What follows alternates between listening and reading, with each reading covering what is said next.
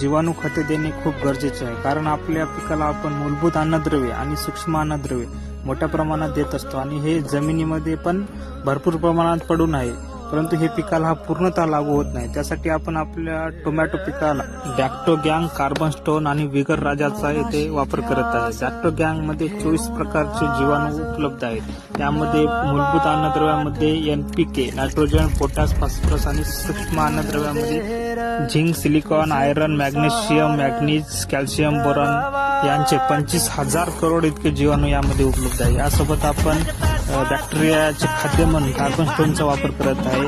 हे carbon stone organic पद्धतीचे आहे। यामध्ये 1 ट्रॉली शेणखत एवढे सेंद्रिय कर्ब उपलब्ध आहे आणि यासोबतच आपण विगर राजाचा पण वापर करत आहे। मायक्रोरायझा आहे, यामध्ये नवीन मूळ तयार होते आणि आपण सोडलेले बॅक्टेरिया पिकाला पूर्णतः सहजरित्या लागू होतात।